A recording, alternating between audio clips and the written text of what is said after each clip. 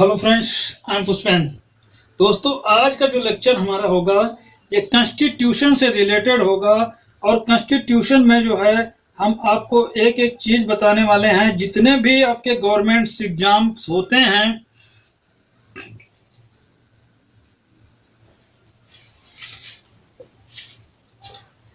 एक मिनट, जितने भी आपके गवर्नमेंट एग्जाम्स होते हैं उनमें जो है क्या क्या किस प्रकार के क्वेश्चन रख दिए जाते हैं और कैसे आप उसको सॉल्व करेंगे, उसकी सारी ट्रिक देख लेके आए हैं यहाँ पे। ये प्रकार के ट्रिकी जो है जीएस है, और इसको किस प्रकार से हम कॉन्स्टिट्यूशन को पढ़ेंगे, अपने पॉलिटी को किस प्रकार से हम जानेंगे, इसका कोई भी क्वेश्चन आपके एग्जाम में नहीं छूटने वाला है।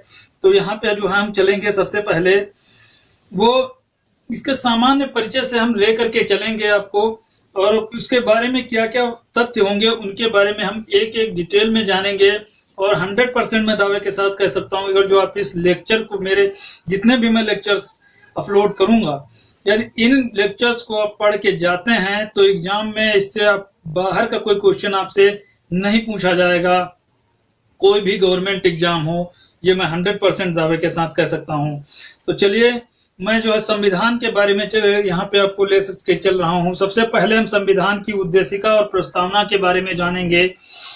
संविधान के विषय वस्तु के बारे में जानेंगे, क्या क्या चीजें उसके बारे में हैं, और उसके भागों के बारे में जानेंगे, अनुसूचियों के बारे में जानेंगे, और संविधान के प्रमुख अनुच्छेद कौन कौन से हैं उनके बारे में जानेंगे, और कौन कौन से संशोधन किए गए, इंपोर्टेंट संशोधन के बारे में जानेंगे। संविधान के कौन कौन से स्रोत हुए हैं उनसे आपको यहाँ से क्वेश्चन देखने को मिलेंगे। संसद क्या होती है, भारत का संवैधानिक विकास कैसे हुआ, और भारत के प्रमुख पदाधिकारी एक प्रकार से कैसे हुए, इनके बारे में हम जानेंगे। यहाँ पे एक मिनट, यहाँ पे हम संविधान की उद्देशिका और प्रस्तावना के बारे में जानेंगे, संविधान की विषय वस्तु के बारे में जानेंगे, संविधान की उद्देशिका एवं प्रस्तावना के बारे में जानेंगे, उसकी विषय वस्तु क्या है उसके बारे में जानेंगे, संविधान के भाग एवं स्रोत क्या हैं, अनुसूचियां क्या हैं, भारतीय संविधान के प्रमुख अनुच्छेद कौन कौन से हैं, संविधान संशोधन कौन कौन से हुए हैं, संविधान के स्रोत क्या, संसद विधायिका क्या, भारत का संवैधानिक विकास कैसे हुआ, उनके पदाधिकारियों के बारे में जानेंगे, शपथ और ग्रहण के बारे में, शपथ या त्याग पत्र के बारे में जानेंगे, कार्यकाल और आयु के बारे में जो है हम यहाँ पे जानेंगे। तो संविधान की हम सबसे पहले प्रस्तावना की अगर जो बात करें तो प्रस्तावना में क्या क्या है, कैसे आपके एग्जाम में क्वेश्चन पूछे जा सकते हैं। तो प्रस्तावना को अंग्रेजी में प्रीएम्बल बोलते हैं, और कॉन्स्टिट्यूशन मतलब क्या क्या इसके उद्देशिका हैं, संविधान की उद्देशिका या प्रस्तावना भी बोलते हैं इसको।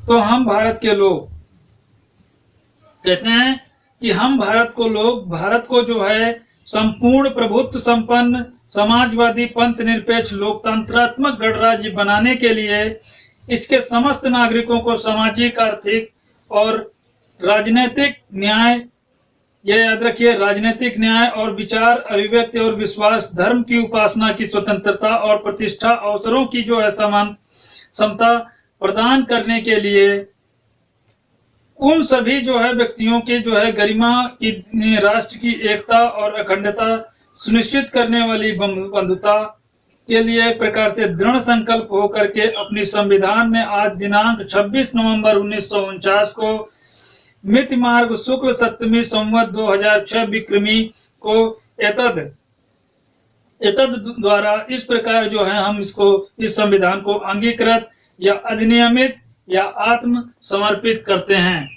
उद्देशिका से आपसे क्वेश्चन पूछा जा सकता है, किसने दिया था। 11 दिसंबर 1946 ईस्वी को जवाहरलाल नेहरू ने उद्देश्य प्रस्ताव जो है पेश किया था।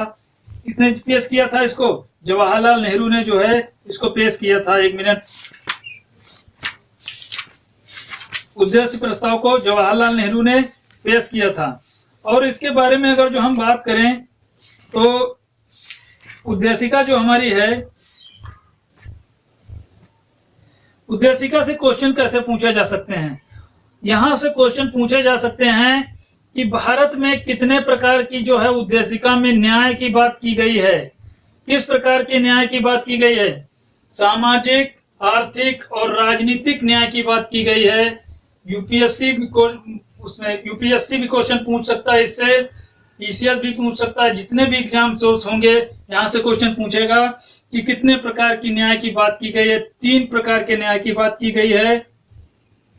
और क्या कह रहे हैं, विचार, अभिव्यक्ति और विश्वास, धर्म, उपासना की स्वतंत्रता। कितने प्रकार की स्वतंत्रताओं की बात की गई है? 5 स्वतंत्रताओं की बात की गई है यहाँ पे। विचारों की स्वतंत्रता हो, सोचने समझने की स्वतंत्रता हो, अभिव्यक्ति की जो एक प्रकार से स्वतंत्रता हो, विश्वास की स्वतंत्रता हो, धर्म की भी स्वतंत्रता हो, उपासना की भी, हमको पूजा पाठ करने की भी स्वतंत्रता मिलनी चाहिए। प्रतिष्ठा और अवसरों के जो है समता प्रदान करने, प्रतिष्ठा मतलब मान मर्यादा, और अवसरों की जो है समता मतलब इन चीजों की जो है अवसरों की हमको समानता प्रदान की जानी चाहिए यहाँ पर। और अगर जो बात करें कि उन सब व्यक्तियों के एक प्रकार से, कितने प्रकार की जो है यहाँ पे प्रतिष्ठा और अवसरों की समता प्रदान करने के लिए, प्रतिष्ठा और अवसरों की समता उन सभी के व्यक्ति गरिमा को, राष्ट्र की एकता और अखंडता को सुनिश्चित करने वाली बंधुता। कितने प्रकार की बंधुता होनी चाहिए? राष्ट्र की एकता और अखंडता करने वाली जो है प्रकार से बंधुता चाहिए, 2 प्रकार की। और दृढ़ संकल्प होकर अब संविधान सभा को इतने प्रकार से जो हम आज जो है संविधान को हम क्या करते हैं, अंगीकृत या अधिनियमित करते हैं।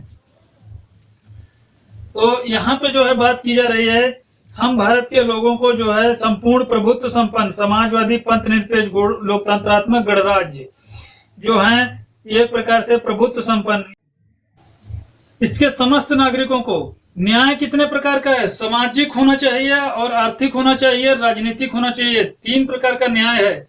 स्वतंत्रता क्या है? विचार, अभिव्यक्ति की स्वतंत्रता और विश्वास और धर्म उपासना की स्वतंत्रता। समता कितने प्रकार की है? प्रतिष्ठा और अवसरों के लिए समता प्रदान करने के लिए। तथा बंधुता कितने प्रकार की बताई गई है? उन सभी व्यक्तियों की गरिमा एवं राष्ट्र की एकता अखंडता कर सुनिश्चित करने वाली जो है बंधुता। 2 प्रकार की जो बंधुता है यहाँ पे जो है। अगला जो इसके महत्वपूर्ण तथ्य है, संविधान के स्रोत क्या हैं। पहला पैराग्राफ में जो है संविधान का स्रोत जो है वो जनता है। दूसरे पैराग्राफ में जो है संविधान का स्वरूप बताया गया है। तीसरा जो पैराग्राफ है संविधान के नागरिकों के जो है अधिकार हैं, और चौथे पैराग्राफ में संविधान की तारीख है। पहले प्रारूप में जो है संविधान की जो है पैराग्राफ में संविधान के स्रोतों की बात की गई है। संविधान के स्रोत क्या हैं? जनता है। दूसरा पैराग्राफ जो है वो संविधान का कैसा स्वरूप है इसके बारे में बताया गया है। तीसरे पैराग्राफ में होगा कि नागरिकों के द्वारा दिए जाने वाले अधिकारों के बारे में जो है बात की गई है। चौथे पैराग्राफ जो हमारा होगा उसमें संविधान की जो है तारीख के बारे में बताया गया होगा। अगला जो हमारा जो संशोधन है 42वां संविधान संशोधन इम्पोर्टेंट है, इससे क्वेश्चन पूछा जाता है। 1976 ईस्वी को प्रस्तावना में समाजवादी पंथ निरपेक्ष अखंडता जो है शब्द जोड़े गए। स्वतंत्रता, समता व बंधुता। फ्रांस का एक प्रकार से फ्रांस की जो क्रांति थी 1789 से प्रेरित है। किससे प्रेरित है? क्वेश्चन पूछा जाता है। किससे प्रेरित है? स्वतंत्रता, समता और बंधुता। ये फ्रांस की क्रांति 1789 से प्रेरित है। पहला क्वेश्चन यहाँ से बनता था कि 42वां संविधान संशोधन 1976 किससे रिलेटेड है? समाजवादी पंथ निरपेक्ष और पंथ निरपेक्ष जो शब्द जो हैं और अखंडता, राष्ट्र की एकता और अखंडता को से मतलब प्रतिस्थापित किया गया था। 3 शब्द जोड़े गए थे 1976 में 42वां संविधान समिति। पंथ निरपेक्ष, समाजवादी पंथ निरपेक्ष और राष्ट्र की एकता और अखंडता को राष्ट्र की एकता और अखंडता से प्रतिस्थापित किया गया था, मतलब उसको बदला गया था। तो ये 3 नए शब्द यहाँ पे आए थे 42वें संविधान संशोधन से। एग्जाम में क्वेश्चन पूछा जा सकता है। स्वतंत्रता, समता, बंधुता किस क्रांति से रिलेटेड है? फ्रांस की जो क्रांति 1789 ईस्वी में हुई थी उससे जो एक प्रकार से प्रेरित है ये। केशवानंद बनाम केरल राज्यवाद 1973 का मामला किससे रिलेटेड है? एग्जाम में क्वेश्चन पूछा जाता है। केशवानंद बनाम केरल राज्यवाद जो है 1973 में सर्वोच्च न्यायालय ने मत दिया था। सर्वोच्च न्यायालय ने कहा था कि उद्देशिका जो है वो संविधान का एक अभिन्न अंग है। एक प्रकार से कैसा अंग है? अभिन्न अंग है। उद्देशिका में संशोधन मात्र जो है ढांचे के अलावा किया जा सकता है। संशोधन मूल ढांचे के अलावा किया जा सकता है। उद्देशिका में जो है संशोधन किया जा सकता है, लेकिन मूल ढांचे में इसमें कोई संशोधन नहीं किया जाएगा। जो ढांचा है उद्देशिका का, जैसा उसको बनाया गया है, उसमें कोई संशोधन नहीं किया जा सकता। बाकी चीजें इसमें जो है हम डाली जा सकती हैं, संशोधन किया जा सकता है। अगला जो है इससे क्वेश्चन यही पूछते हैं, केशवानंद बनाम से इसमें से कौन सा तथ्य जो है वो रिलेटेड है। उद्देशिका आ जाए तो हमेशा याद रखना, उद्देशिका से केशवानंद बनाम जो संबंधित है केरल राज्यवाद 1973 ईस्वी में। अभी जो इनकी हाल ही में जो है ये आया था कि केशवानंद बनाम केरल राज्यवाद, उनकी जो है क्या हो गई थी, डेथ हो गई है, केशवानंद बनाम केरल राज्यवाद। तभी ये मामला जो है आया था। तो ये जो क्वेश्चन पूछा जा सकता है। अगला जो है यहाँ पे गोपाल नाथ बनाम पंजाब राज्यवाद, ये किससे रिलेटेड है? न्यायमूर्ति हिदायतुल्लाह ने जो है उद्देशिका को संविधान की आत्मा कहा है। गोपाल नाथ बनाम पंजाब राज्यवाद में किसने कहा है? न्यायमूर्ति हिदायतुल्लाह जो थे, जिन्होंने उद्देशिका में को कहा है, क्या कहा है कि संविधान की आत्मा जो है इसमें बोला गया है। डॉक्टर भीमराव अंबेडकर ने संविधान की आत्मा कहा है। और अनुच्छेद 32 जो है वो किससे रिलेटेड है? संवैधानिक उपचारों के अधिकार से। इसके द्वारा वह अनुच्छेद 32 मूल अधिकारों में जो है एक प्रकार से गारंटी देता है, ये हमको रक्षा प्रदान करता है इसकी, हमारे मूल अधिकारों की। संविधान संशोधन की रक्षा एक प्रकार से वो प्रदान करता है, मूल अधिकार। और अगली बात कर रहे हैं कि उद्देशिका में प्रस्तुत शब्द कौन कौन से हैं। उद्देशिका में जो है एक प्रकार से संविधान की जो है प्रभुसत्ता निहित है। उद्देशिका में संविधान की जो प्रभुसत्ता है वो जनता में निहित है। ये पहले पैराग्राफ में वर्णन है। संविधान के मूल सूत्र, हम भारत के लोग, मतलब हम भारत की जनता, पहले पैराग्राफ में ही वर्णित है। वो क्या है? वो जनता है। ये पहली बार हमने आपको पढ़ाया था। संविधान के मूल स्रोत जो हैं वो भारत की जनता है। मूल स्रोत कौन है? मूल स्रोत संविधान की भारत की जनता है। भारत के लोगों को अपने प्रतिनिधियों के माध्यम से संविधान को अंगीकृत, अधिनियमित और आत्मसमर्पित किया है। भारत के लोगों ने संविधान को क्या किया है? संविधान को अंगीकृत, अधिनियमित और आत्मसमर्पित किया है। किसने? भारत के लोगों ने। अगली बात करें कि हम भारत के एक प्रकार से लोग जो हैं वो we the people of India, America के एक प्रकार से स्वतंत्रता, अमेरिका की स्वतंत्रता की घोषणा की है। हम भारत के लोग संयुक्त राष्ट्र के प्रकार से, संयुक्त राष्ट्र संघ ने लिखा, इसे लिया गया था। We the people of India, यह किससे लिया गया है? हम भारत के लोग। यह अमेरिका की स्वतंत्रता की घोषणा की थी। किसने? संयुक्त राष्ट्र संघ से जो है यह लिया गया। संयुक्त राष्ट्र संघ से यह लिया गया है। यूएसए से एक प्रकार से लिया गया है, अमेरिका से। और उसके बाद में अगर जो बात करें संपूर्ण प्रभुत्व संपन्न, सर्वेन, एक प्रकार से ये कहां से लिया गया है? संपूर्ण प्रभुत्व संपन्न लोकतंत्रात्मक गणराज्य। संपूर्ण प्रभुत्व भारत का जो है एक प्रकार से आंतरिक एवं बाह्य मामलों में किसी विदेशी शक्ति का एक प्रकार से अधीन नहीं है। मतलब भारत जो है अपनी आंतरिक और बाहरी शक्तियों में किसी विदेशी शक्ति के जो है अंडर में नहीं है। यह जो है प्रभुत्व संपन्न है भारत का। समाजवादी, सोशलिस्ट की अगर जो बात करें तो समाजवादी शब्द आप जाने होंगे। समाजवादी, लोकतंत्र, पंथ निरपेक्ष, लोग जो शब्द जोड़े गए थे। राष्ट्र की एकता और अखंडता, ये कहां से है? 42वां संविधान संशोधन 1976। समाजवादी उद्देशिका में जो है ये शब्द जोड़े गए थे, 3 शब्द जोड़े गए थे। पंथ निरपेक्ष और लोकतंत्रात्मक एक प्रकार से, और राष्ट्र की एकता और अखंडता को जो है इससे प्रतिस्थापित किया गया। 3 नए शब्द जोड़े गए थे। भारत के आंतरिक और बाह्य मामलों में जो है विदेशी सत्ता की शक्ति के अधीन नहीं है। पंथ निरपेक्ष कहां से लिया गया? 42वां संविधान संशोधन,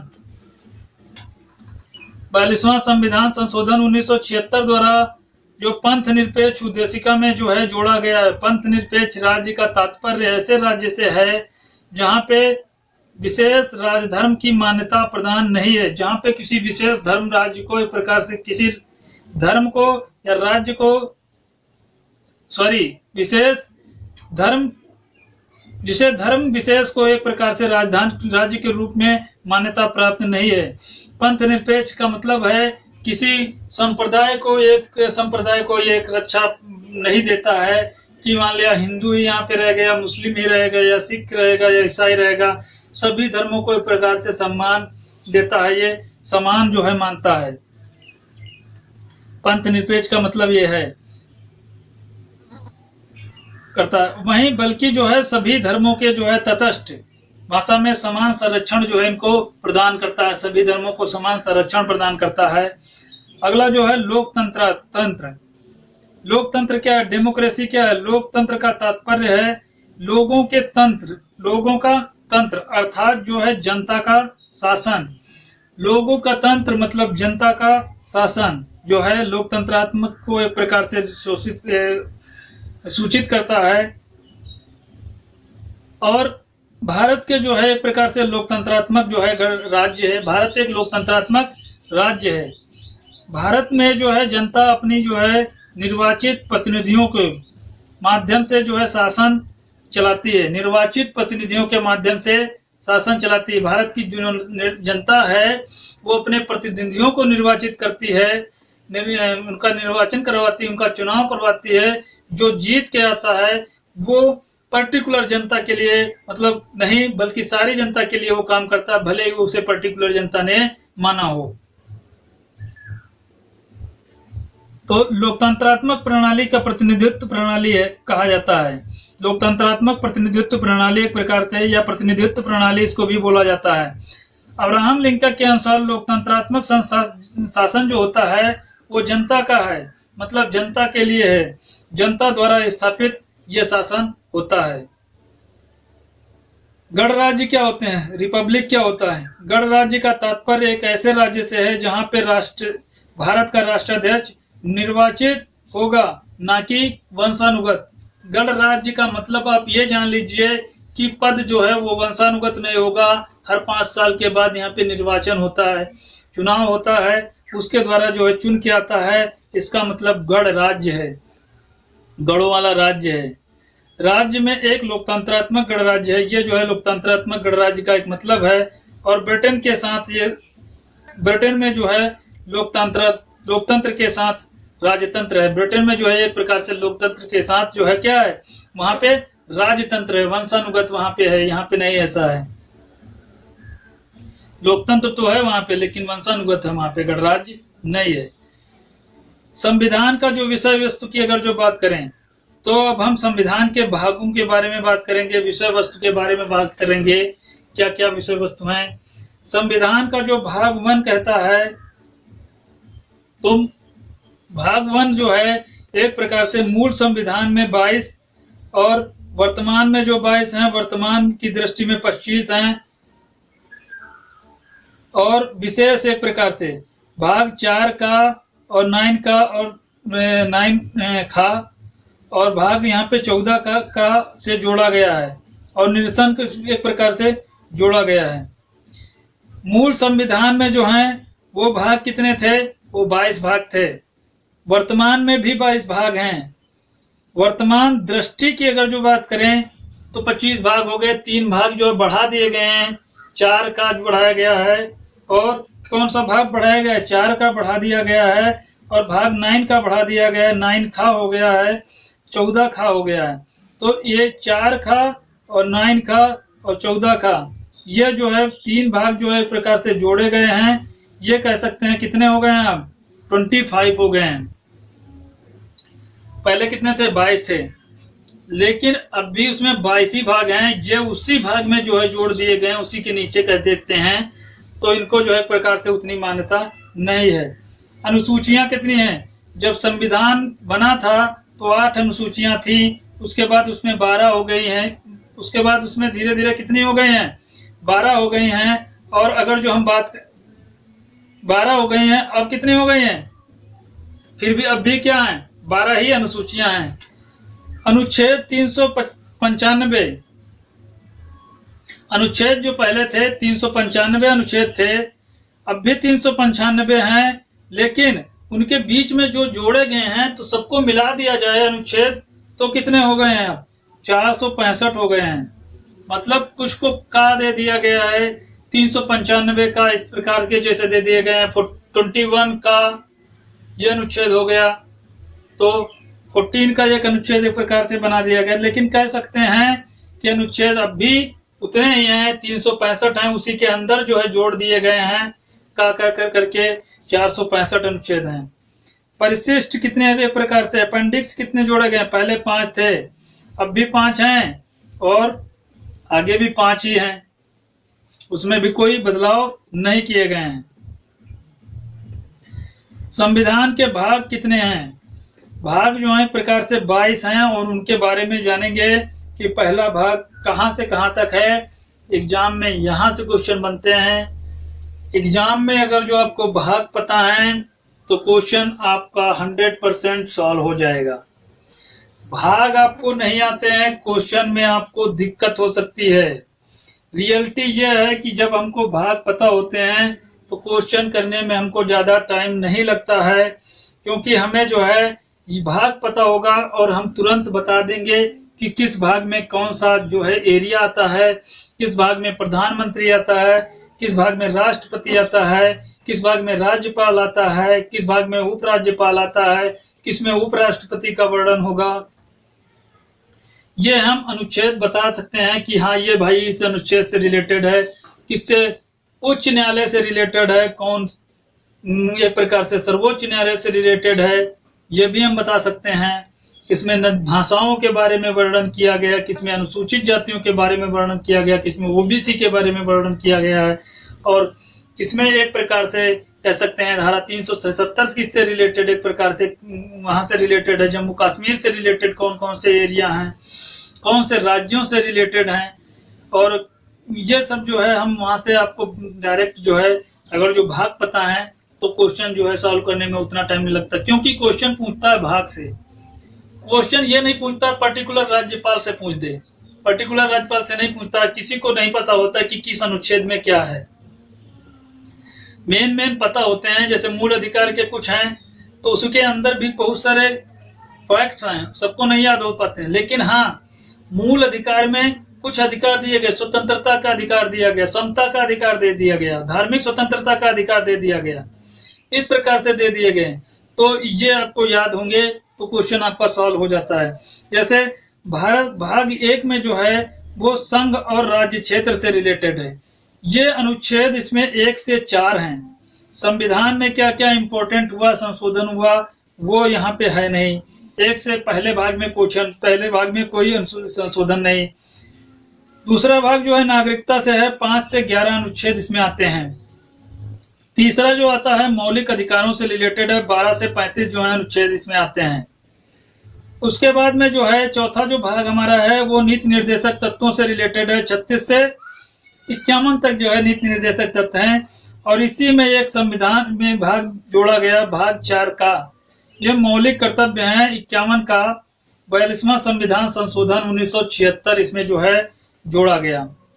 अगला जो है भाग 5 है केंद्रीय प्रशासन, जो है 52 से लेकर के 151 तक जो है इसमें केंद्रीय प्रशासन के बारे में वर्णन है। सेंट्रल गवर्नमेंट इसमें शासन करेगी, इस सेंट्रल गवर्नमेंट के अंतर्गत जो है यहाँ पे वर्णन किया गया है। तो ये जो है 52 से लेकर के 151 याद रखना हमेशा, यही आपका मतलब एग्जाम में क्वेश्चन बनता है। और भाग 6 जो रिलेटेड है वो राज्य का प्रशासन से रिलेटेड है। 151 था तो 152 से लेकर के 100 जो है वो 200 कितना हो जाएगा 37 तक जो है रिलेटेड है, वो राज्य के प्रशासन से रिलेटेड है। इसी में एक जो है एक प्रकार से 7वां संविधान संशोधन 1956 के तहत जो है इसको जो है समाप्त कर दिया गया था। कौन सा भाग 7 जो है वो समाप्त कर दिया गया। प्रथम अनुसूची के जो भाग के राज्य जो थे 238 है, इसको जो एक प्रकार से 7वां संविधान संशोधन 1956 के तहत जो है समाप्त कर दिया गया इस अनुच्छेद को। कुछ इसके पार्ट्स को जो है समाप्त कर दिया गया। तो अगला जो है भाग 8 के बारे में बात करें तो केंद्र शासित प्रदेशों के बारे में किसमें वर्णन किया गया है। भाग 8 में वर्णित है और 239 से लेकर 242 तक जो है इसमें बातों का वर्णन है। तो यहाँ पे आपको पता होगा कि 239 से लेकर के 242 ईस्वी तक 242 अनुच्छेद तक अगर जो हमको पता है कि 239 से लेकर 42 राज्य का कोई भी प्रशासनिक काम न होगा उसमें, तो उससे जो है रिलेटेड होगा। और भाग 9 में जो है पंचायत का वर्णन किया गया, पंचायतों से रिलेटेड 243 का से 243 वो 73वां संविधान संशोधन 1992 के द्वारा इसको जोड़ा गया। इसमें 243 का में कुछ पंचायती राज को जोड़ा गया देता, तो ये उसमें रिलेटेड है। भाग 9 का जो है ये नगर प्रशासन से रिलेटेड है। इस 243 पी से लेकर 243 जेड जी तक जो है रिलेटेड है। इसमें जो है 74वां संविधान संशोधन 1992 था। 74वां नगर प्रशासन पंचायत और नगर प्रशासन से रिलेटेड है। अगला और भाग 11 जो है वो 9 खा है। वो 9 खा जो है वो सहकारी समितियों से रिलेटेड है। जेड जी के बाद आता है जेड एच, जेड जी के बाद जेड एच आता है और यहाँ पे जेड टी आता है। तो ये 243 इसमें 97वां संविधान संशोधन 2011 है। अब ये जेड टी और जेड जी याद रखिए, पहले ए से ये लोग शुरू हुए और ओ तक पहुंच गए, तो ये 243 का मतलब हो गया भाग 9। अब ए से लेकर के ये कहां पे पहुंच गए, ए से लेकर के पी से लेकर के ये कहां पे पहुंचे, जेड तक पहुंच गए। जेड के बाद कोई और भी चीजें इसमें जो है फैक्ट्स जोड़े गए, तो उसका नाम दे दिया गया। जेड के बाद जेड आया, जेड के बाद जेड ए आया, फिर जेड बी आया, फिर जेड सी आया, फिर जेड जी आया, फिर जेड एच आया, फिर जेड जी आया। कितना आया, जेड जी आ गया। और उसके बाद में जेड जी के बाद जेड एच आ गया, जेड एच आया, फिर जेड टी ले गए। मतलब कि अंग्रेजी के जो हैं अक्षर जो हैं वो पूरे नहीं पड़े, तो इसलिए जो है इसको जो है बना दिया गया, इसको जो है बनाया गया कि हाँ ये कर दीजिए, जोड़ दीजिए, वर्ड नहीं। भाग 10 की बात करें तो SC ST क्षेत्र से रिलेटेड है। 243 से 44 ए तक जो है इसमें SC ST से रिलेटेड है जो बातें होंगी वो इसी में आएंगी, 243-44 ए में आएंगी। अगला जो बात करेंगे भाग 11 की बात कर रहे थे, तो ये भाग 11 जो हमारा है वो केंद्र राज्य विधायिका से संबंध बताता है। 245 से 263 केंद्र और राज्यों के बीच विधायिका का संबंध। भाग 12 में केंद्र और राज्य के बीच में कार्यपालिका का जो है संबंध बताता है। 264 से 300 के बीच में केंद्र राज्य कार्यपालिका का संबंध। भाग 13 में बताता है केंद्र राज्य में व्यापारिक संबंध। 301 से 307 तक जो है केंद्र राज्य के बीच व्यापारिक संबंध बताता है। और भाग 11 में बताता है PSC और UPSC के बारे में बताता है। 308 से 323 के बीच में PSC और UPSC के बारे में जो है ये बताता है। भाग 14 का जो है वो अधिकरण से संबंधित है। 42वां संविधान संशोधन 1976 है। इसके बाद आया भाग 16 आया। भाग 15 जो आया निर्वाचन के बारे में वर्णन है। 324 से लेकर के 329 तक जो है 324 से 329 तक जो है निर्वाचन क्षेत्रों के बारे में वर्णन किया गया है, ये आप याद रखिए। भाग 16 जो है SC ST OBC वर्ग से रिलेटेड है। ये SC ST और OBC आयोग से रिलेटेड है। SC ST OBC आयोग से रिलेटेड है। 330 से लेकर के 342 ईस्वी तक जो है वो SC ST OBC से रिलेटेड है, आयोगों से रिलेटेड है, ये याद रखना। वो SC ST भाग 10 जो था वो SC ST क्षेत्रों से रिलेटेड था। SC ST क्षेत्रों से रिलेटेड था। यहाँ पे आयोगों से रिलेटेड अगर जो कोई बात आएगी तो वो भाग 16 में आएगी। भाग 17 की अगर जो बात करें तो 43 से 351 तक भाषाओं का इसमें वर्णन किया गया है ये भाषा से रिलेटेड कोई चीज़ आए तो ये इसी से रिलेटेड होगा। आपातकाल के जो रिलेटेड हैं 362 से लेकर 351 से लेकर के 352 से लेकर के 360 तक जो है आपातकाल के बारे में वर्णन है। कौन कौन से आपातकाल हैं, 3 प्रकार के आपातकाल हैं, उनका जो वर्णन है वो इन्हीं से आएगा 352 से 360 तक। हालांकि ये कम होने के कारण इसमें अनुच्छेद भी पूछ सकता है आपसे कि आपातकाल किस अनुच्छेद के द्वारा कौन सा आता है, तो ये भी हम आपको आगे लेक्चर में बताएंगे कि कौन सा अनुच्छेद कौन सा आपातकाल किस अनुच्छेद के द्वारा आता है। और भाग 19 जो हमारा है वो प्रकीर्ण तथा मिसलेनियस जो है और राष्ट्रपति और राज्यपाल से रिलेटेड है। इनके बारे में जो है कुछ वर्णन है 361 से लेकर के 367 तक, ज़्यादा इम्पोर्टेंट नहीं है। तो ये जो है उतना, यदि आपको मिसलेनियस से अगर जो रिलेटेड ऐसा कोई क्वेश्चन आ जाए तो वैसे आएगा नहीं जनरली। राज्यपाल राष्ट्रपति के बारे में अगर जो वर्णन दोनों के बारे में बात करें, शक्तियों के बारे में बात की जा रही है तो उसके बारे में वर्णन 360 से 61 के बारे में है। और 362 भाग 20 जो हमारा है वो किससे रिलेटेड है? भाग 20 जो है वो रिलेटेड है, वो 368 से रिलेटेड है, संविधान संशोधन से रिलेटेड है। अगला भाग 21 है संक्रमणकालीन जो है शक्तियाँ। संक्रमणकालीन कौन कौन सी शक्तियाँ हैं, वो जो 369 से लेकर 392 ईस्वी तक जो है, 369 से लेकर 392 अनुच्छेद तक की बात की जा रही है। जिन में हमने ईस्वी बोल दिया वो गलत है, आर्टिकल होंगे, यहाँ पे अनुच्छेद ये हमने बता रहे हैं। भाग 22 जो है का नाम है, प्रारंभ में हिंदी में थे और प्राधिकृत पाठ जो है एक प्रकार से पाठ एवं निरसन। अब जो हम बात करेंगे वो अनुसूचियों के बारे में बात करेंगे। कौन कौन सी अनुसूचियां हैं संविधान में, कौन कौन सी अनुसूचियां हैं? तो मूल संविधान में 8 अनुसूचियां थीं। कितनी अनुसूचियां थीं? 8 अनुसूचियां थीं और 12 अनुसूचियां इसमें फिर से जोड़ दी, मतलब 4 अनुसूचियां फिर जोड़ी गईं, अब 12 अनुसूचियां हो गईं। तो संविधान के विषयों को एक प्रकार से जानने के लिए हम ये जान लेते हैं कि कौन कौन सी अनुसूची में कौन क्या क्या फैक्ट दिए हैं।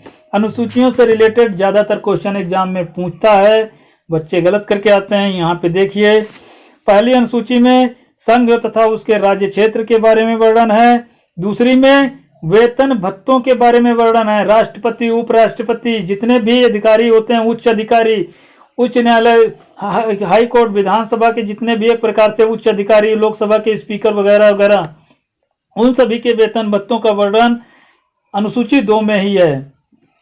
और अनुसूची 3 की बात करें तो शपथ और प्रतिज्ञान के प्रारूप का जो है वर्णन, कौन शपथ और मतलब कौन लेता है, किसको कौन सी शपथ दिलाई जा रही, जिसके बारे में जो वर्णन शपथ प्रतिज्ञान के प्रारूप की बात की गई है, अनुसूची 3 में की गई है।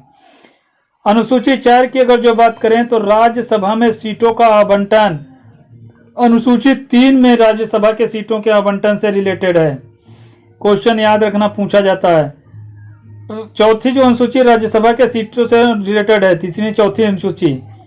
अनुच्छेद 5 जो अनुसूची 5 है, अनुच्छेद नहीं। अनुसूची 5 जो है वो भारत के SC ST वर्गों की बात करता है, भारत के SC ST के प्रकार से बात करता है। अनुसूचित जनजाति की बात करता है, ST की बात करता है, ST की बात नहीं करता है। कौन कौन से प्रदेश हैं वो? असम, मेघालय और त्रिपुरा, मिजोरम, इतने जो है राज्य को छोड़ दिया जाए तो छोड़ने के बाद में जो अनुसूचियां आती हैं उनके बारे में जो है वर्णन इसी अनुसूची में आपको देखने को मिलेगा। किसमें? ये जो आपको देख रहे होंगे कि, एक मिनट,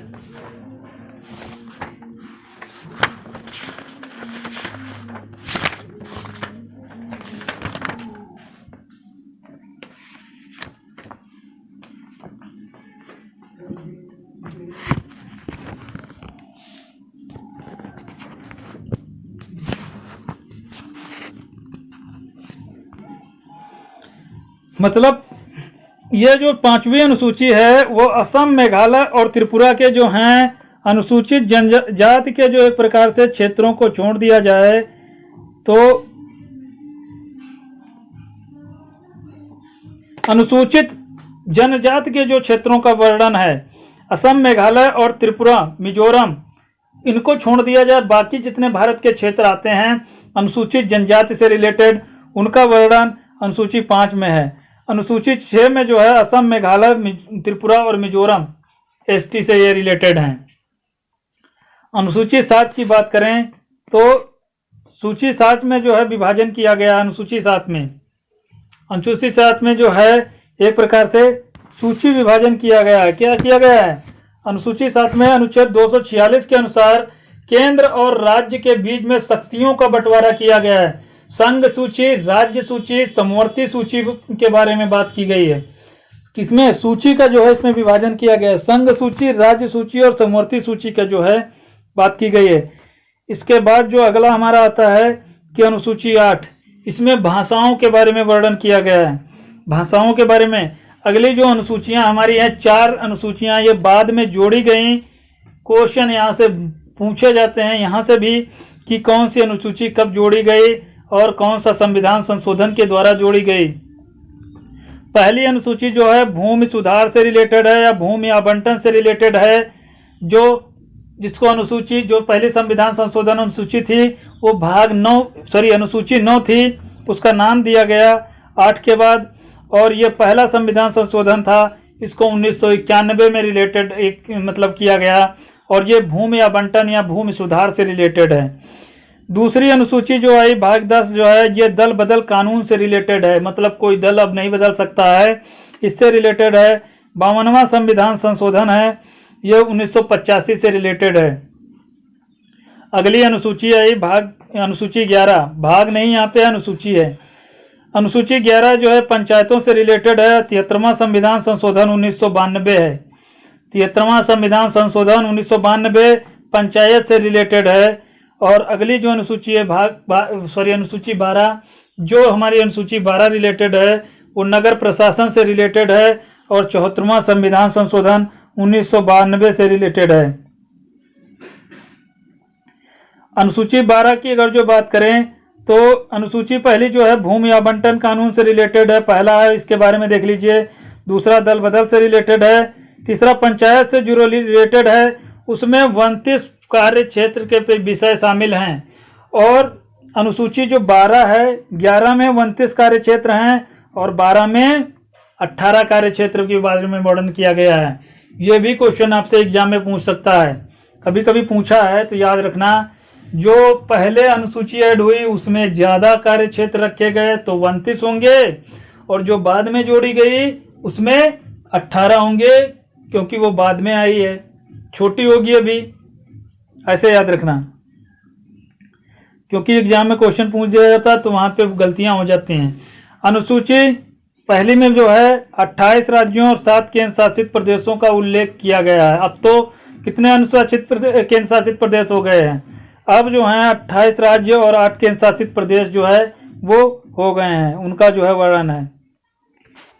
अनुसूची 2 में जो है वेतन भत्तों की बात की गई है। इसके अंतर्गत भारत के प्रमुख पदाधिकारी होने वाला और वेतन भोग, एक प्रकार से भत्ते का जो है उल्लेख इसमें किया गया है।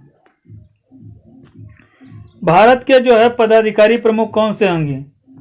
भारत के जो है दूसरी जो अनुसूची है उसमें राष्ट्रपति के वेतन के वर्णन है। अब तो ये इसका जो है इनके वेतन में संशोधन करके 5 लाख किया जाना है और इनका जो है 4.5 लाख किया जाना है। तो इनका जो है एक प्रकार से वेतन अलग अलग हो गया है, पहले ये था, अब तो इनका जो है कुछ वेतन चेंज हो गया है। तो इनके वेतन के बारे में जा करके इंटरनेट पे आप PDF डाउनलोड कर सकते हैं, क्योंकि अभी चेंज कर दिया गया है सभी का वेतन, तो यहाँ पे जो है बताना पॉसिबल नहीं होगा। राष्ट्रपति का वेतन और उपराष्ट्रपति का वेतन, प्रधानमंत्री, राज्यपाल का वेतन, महानियंत्रक और महालेखाकार का वेतन जो है, महान्यायवादी का वेतन कितना होता है, महासचिव अधिवक्ता का वेतन कितना होता है, और राज्य के सभापति का वेतन, राज्य के उप सभापति, संसद के जो है सदस्यों का जो है वेतन कितना होता है, जो सांसद हो गए, विधायक होते हैं, उनका जो है वेतन की बात की जा रही है। और लोकसभा के अध्यक्ष, लोकसभा के उपाध्यक्ष और संसद के जो है सदस्य, जो सांसद हैं उनका जो है वेतन कितना हो, लोकसभा में बात कर रहे हैं, और विधान परिषद के जो सभापति, विधान परिषद के उपसभापति का वेतन कितना है, इसका जो बात करता है। विधानसभा में बात करें तो विधानसभा के अध्यक्ष, विधानसभा के उपाध्यक्ष की जो है बात की गई है इसमें दूसरी अनुसूची में। सर्वोच्च न्यायालय के न्यायाधीश और मुख्य न्यायाधीशों के जो है इसमें जो है वेतन भत्तों का वर्णन है। उच्च न्यायालय के न्यायाधीश और मुख्य न्यायाधीश का जो है वेतन भत्तों का अन्य मतलब वर्णन किया गया है अनुसूची सेकेंड में। अनुसूची 3 में जो है शपथ प्रतिज्ञान के बारे में वर्णन किया गया है।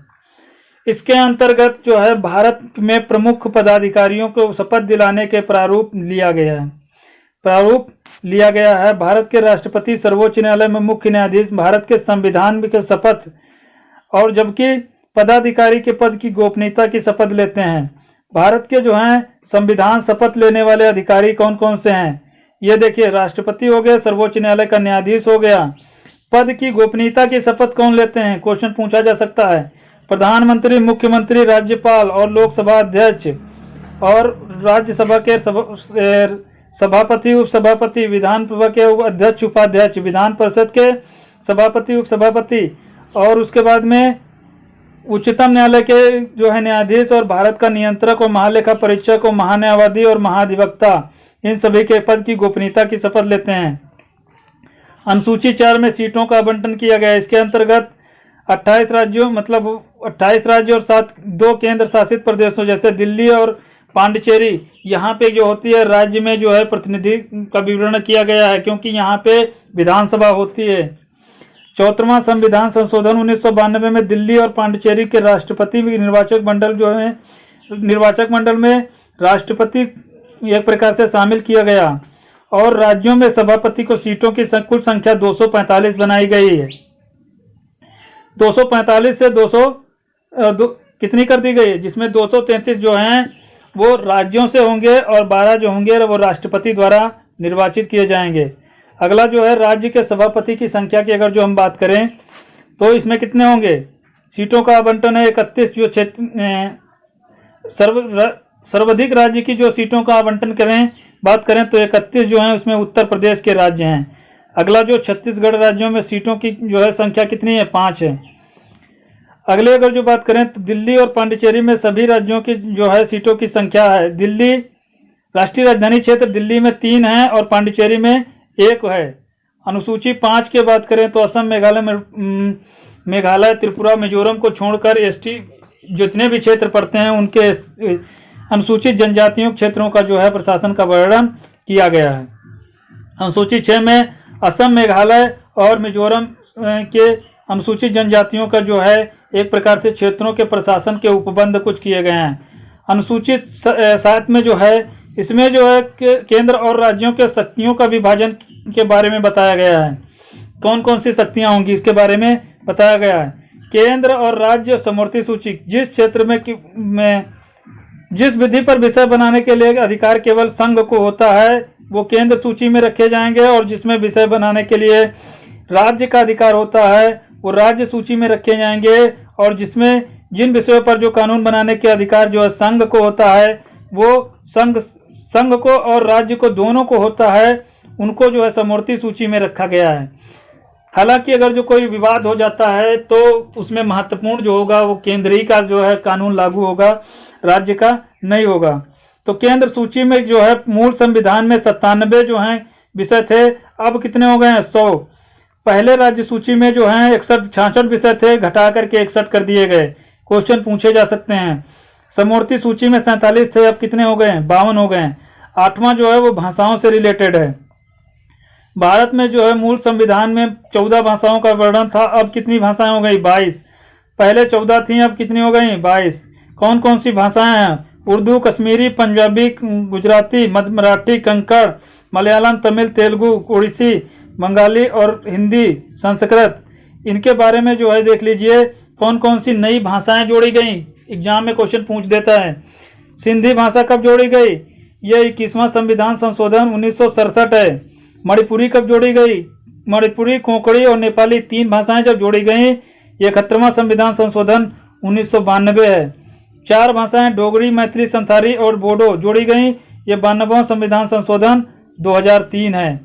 इसके बाद राज्य क्षेत्र में जो है सीटों का आवंटन की बात करें तो किसमें कितनी सबसे ज़्यादा सीटें कहाँ पे हैं, वो उत्तर प्रदेश में हैं। और दिल्ली में कितनी हैं, 3 हैं। संघ शासित प्रदेश में सबसे ज़्यादा सीटें दिल्ली में हैं और फिर पांडिचेरी में हैं। और ये क्या कौन सा संविधान संशोधन था, ये 17 संविधान संशोधन 1992 के द्वारा ये किया गया था। उसके बाद अनुसूची 5 में राज्य क्षेत्रों के संपूर्ण राज्य क्षेत्रों SC/ST के बारे में वर्णन किया गया है। ये देखिए, देख रहे हैं ये एरिया हैं यहाँ पे अनुसूची 5 के जो हैं, इन क्षेत्रों के बारे में को छोड़ दिया जाए तो बाकी क्षेत्रों के जो है वर्णन किया गया है। असम, मेघालय, त्रिपुरा के बारे में जो है ये अनुसूची 6 में बताया गया है। और आगे अगर जो भाषाओं के बारे में बात करें तो भाषाओं की अगर जो बात करें तो डोगरी जो भाषा बोली जाती है वो कहाँ पे बोली जाती है, ये देखिए डोगरी जो भाषा जम्मू कश्मीर बोली जाती है। और यहाँ पे जो आपकी भाषा दिख रही है ये मैथिली भाषा बिहार में बोली जाती है, संथाली जो है झारखंड में बोली जाती है, और बोडो जो भाषा है ये असम में बोली जाती है। ये 4 भाषाएं 92वां संविधान संशोधन 2003 के द्वारा जोड़ी गई। अगली जो हम बात करें 71वां संविधान संशोधन, 71वां संविधान संशोधन 1992 के द्वारा यहाँ पे कोंकणी बोली गई और नेपाली भाषा। कोंकणी भाषा जो है वो गोवा की भाषा है, नेपाली भाषा नेपाल की है। इनको भारतीय संविधान में जो है जोड़ा गया, वो 71वां संविधान संशोधन था। ये जो है याद रखना आप। और जो है पहला जो एक प्रकार से संविधान 21वां संविधान संशोधन के द्वारा सिंधी भाषा जो थी वो पश्चिमी राजस्थान की जो है भाषा 1967 में जो है जोड़ी गई। इसके बाद भाषाएं के बारे में कौन कौन सी किस प्रदेश की भाषाएं हैं, इसके बारे में हम नेक्स्ट डे जो है बात करेंगे। तो वीडियो अच्छा लगी दोस्तों तो इसको लाइक शेयर सब्सक्राइब जरूर करिएगा। और वीडियो देखने के लिए आपको बहुत बहुत जो है धन्यवाद।